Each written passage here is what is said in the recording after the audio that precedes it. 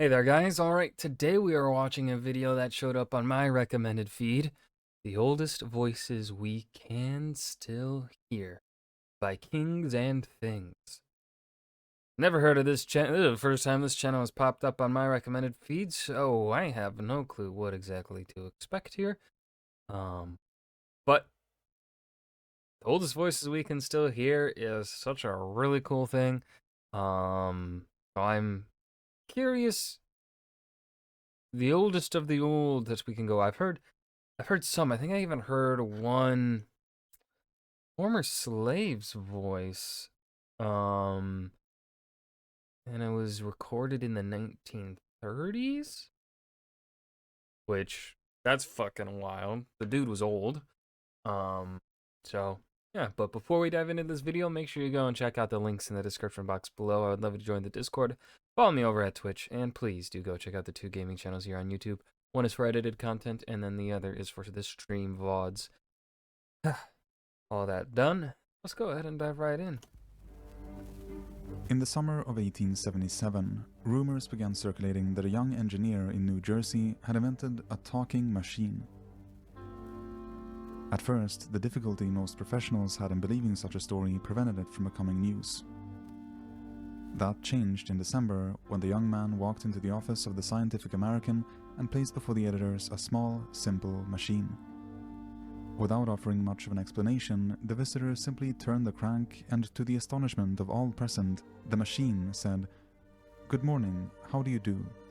How do you like the phonograph?"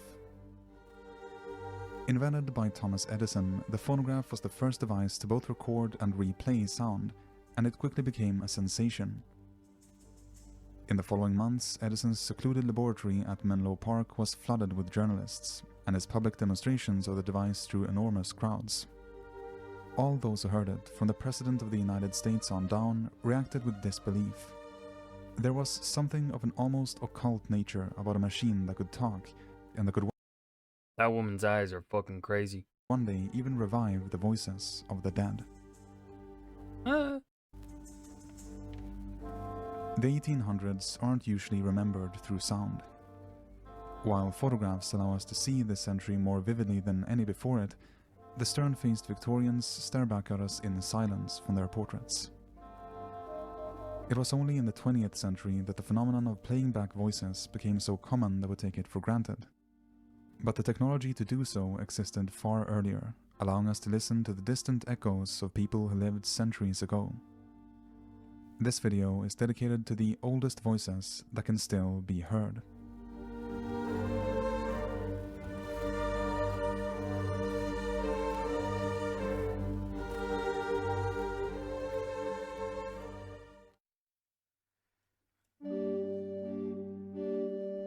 The first words ever spoken into the phonograph were the opening lines of the nursery rhyme "Mary Had a Little Lamb." Made by Edison himself, this recording is unfortunately no longer preserved. Damn it. But even if it were, it wouldn't be the oldest one ever made. Oh? Because what Edison had really pioneered was the playback of sound. He wasn't the first to record it. Oh. Already in the 1850s, a Frenchman called Edward Leon Scott 1850s. Okay, that's really far back. I don't think we go that far back. de Martinville had developed a device that could inscribe airborne sounds onto paper coated in lampblack. Known as the phonautograph, it was made to automate the process of writing down speech. And so its recordings, called phonautograms, were never supposed to be played back. They were meant to be read. A printer and bookseller by trade, Leon Scott was interested in stenography and believed that the lines traced by his machine embodied a form of natural shorthand that could one day be deciphered and read by eye, just like text or sheet music. Unlike a human stenographer, the phonautograph would write down everything that was being said instantaneously, including the way words were pronounced, and it never made any mistakes. But despite his efforts, Scott never succeeded in deciphering his recordings, and the machine instead found use as a laboratory instrument for the study of acoustics. For 150 years, connections of his work... Oh, I see how they're able to fucking... Because it records the wavelengths, and I'm assuming with modern technology we can replicate the wavelengths to get those voices. lay silent and forgotten in various French institutions, until in 2007 a number of them were rediscovered by an American team of researchers. The following year, they used high-resolution digital scans to convert one of the phonautograms into an audio file. What they found on it was humanity's first playable recording of its own voice.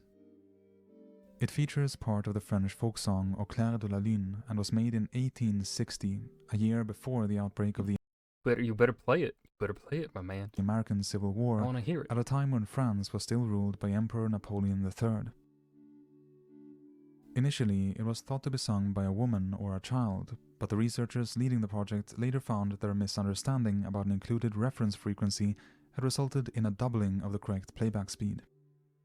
When slowed down, the recording instead reveals the voice of Scott himself, singing slowly and deliberately into his machine.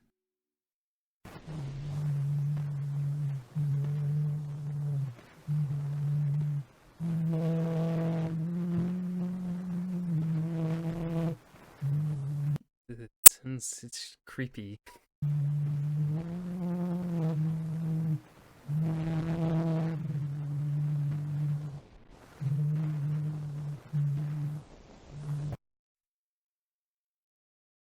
Sounds chills, man. Oh, I don't like that. It's like fucking straight out of one of those like horror movies where they find like an old recording of the devil that has come to haunt or whatever. Probably made shortly afterwards, another of Scott's phonautograms contained the opening lines of a 16th century play called Aminta by the Italian poet Torquato Tasso. This is the earliest known recording of intelligible human speech.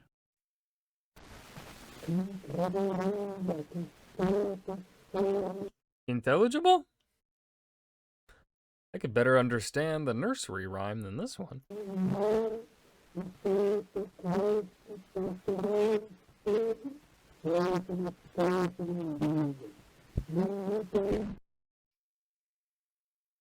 In Scott's last known phonautogram, dated to late September 1860, he sings once again, but this time a much more lively song. It has been identified as La Chanson de l'Abeille, the Song of the Bee, from the comic opera La Reine Topaze by Victor Massey. It was first performed in 1856, just 4 years earlier.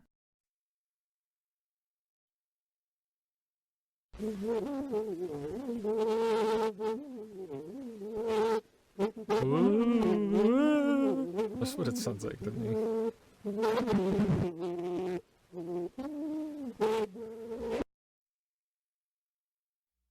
In collaboration with the instrument maker Rudolf Koenig, Scott managed to sell several dozen phonautographs to scientific laboratories and to schools, but he never made much money from his machine.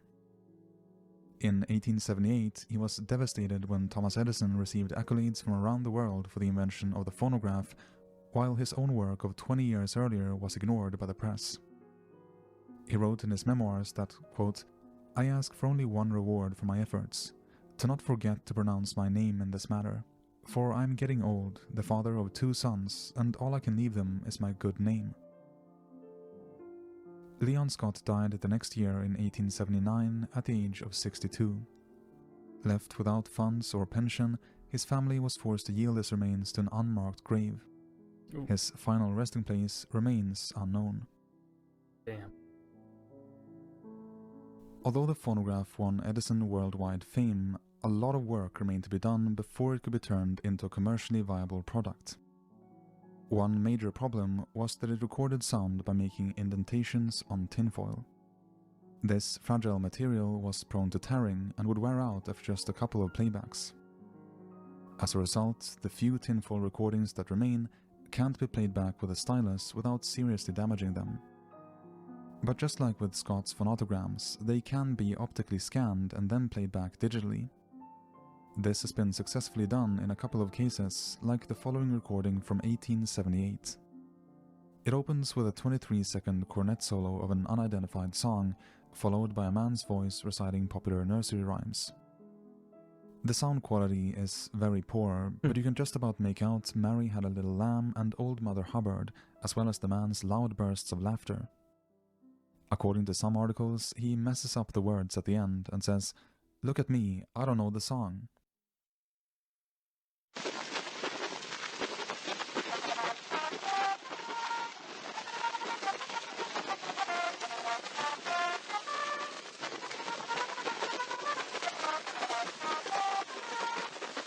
Play that funky music. This is so neat. This is really neat. Oh, yeah. There we go.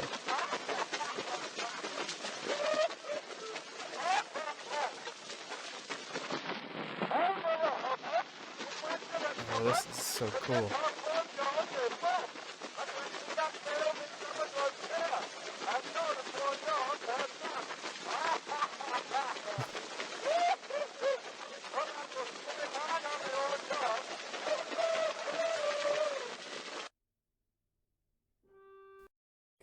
Technology, it's cool. I don't know what else to say. Oh, that's so cool. This recording was made during a demonstration of the phonograph held on June 22nd, 1878. It took place at the Steinberg Hat Shop in downtown St. Louis, the second building to the left in this photo, and was organized by Thomas Mason, a funny sketch writer who went by the pen name of I.X. Peck in the St. Louis Republican. Mason had bought one of Edison's phonographs back in April for $95.50, an incredible sum of money in 1878, and the voice is believed to belong to him.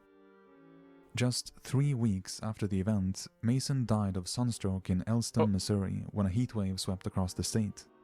He was 49 years old. Since Leon Scott only died in spring the next year, that would make him the earliest recorded person to pass away. Morbid. Lovely. An even earlier tinfoil recording from 1877 has also been digitized. It's in the possession of the British Library, although exactly how it got there is unknown. The strip is accompanied by a letter from EMG Handmade Gramophones Limited, addressed to a Mrs. Morris Davis and dated the 16th of April 1937. She had asked EMG to transfer the recording, but they couldn't because, quote, "We have no method whatever of playing the recording, and we doubt very much whether any such method is in existence." On the transfer of the tinfoil, we can just about make out a woman's voice, but no words are discernible. Oh. The only clue about the subject of the recording comes from the letter's envelope, which bears the name Harriet Martineau. Martineau was an English writer and philosopher, renowned in her day as a journalist, political economist, slavery abolitionist, and feminist. But she died in 1876, crucially the year before Edison invented the phonograph, so the voice can't belong to her. To the best of my knowledge, however, this is the oldest playable recording of a recognizable female voice, and the woman is likely quoting from one of Martineau's works. Oh yeah, you can't make out any of that. Sounds like she's like outside. It's super windy.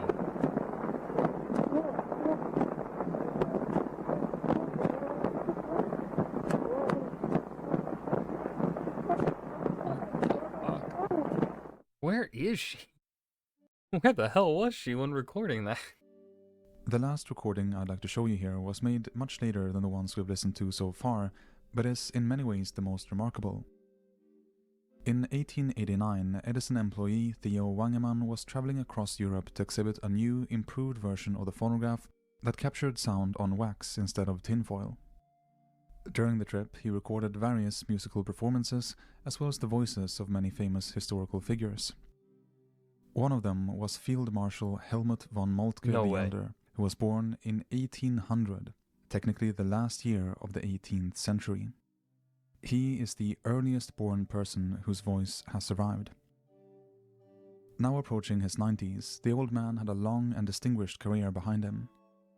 Regarded as one of the finest military minds of his generation, he had served as chief of staff for the Prussian army for 30 years. Under Moltke's leadership, the Prussians had proved victorious against Denmark, Austria, and France, paving the way for the unification of Germany. He stepped down from his post in 1888, retiring to his country estate at Kreisau in Silesia, now located in Poland. It was here that Wangemann met him a year later while traveling from Berlin to Vienna. Von Moltke was a stern man of few words, which led him to be called the Great Silent One. Known to be a considerable linguist, he was also described as silent in 7 languages.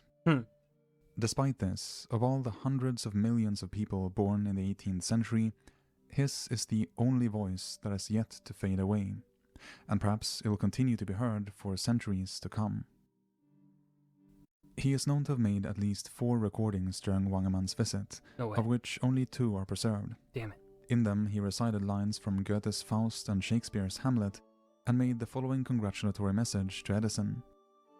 Note that he had to repeat his statement, having initially conflated the phonograph with the telephone, a mistake that he wasn't alone in making. Also am Schweden am 21. Oktober 1889. Wow, that is very clear.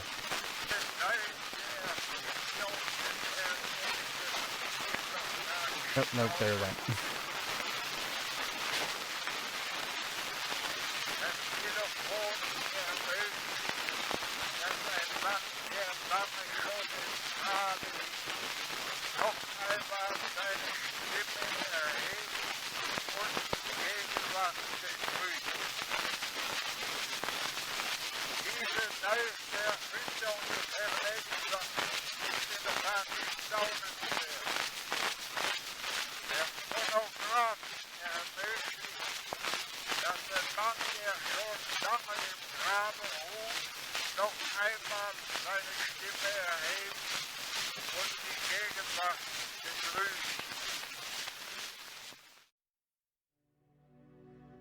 Helmuth von Moltke died at his home in Berlin on the 24th of April 1891 after a short illness. He received a state funeral, and thousands of troops led by the Kaiser escorted his casket to Berlin's Lehrter railroad station, from which it was transported to Silesia. He was interred in the family mausoleum on the Kreisau estate, which was plundered at the end of World War II. No one knows what happened to his remains after that, but like he foresaw, his voice still lives on. The oldest voices we can still hear by kings and things. This was cool. Definitely a little hurts the ears, irritates the ears, I feel like, at least for me. The static, I don't know what else to call it. But still very cool, especially Moltke's. Fucking a dude born in the year 1800 and we're able to hear his voice 224 years later. God damn, that's cool. God damn. Oh, I don't know what else to say. I feel like there's really nothing else to say aside from it's just fucking cool. The voices that we can hear. Yeah, I'm at a loss for words. I hope you guys enjoyed this as much as I did. Remember to hit that like button and subscribe for more. I will see you guys in the next video. Peace.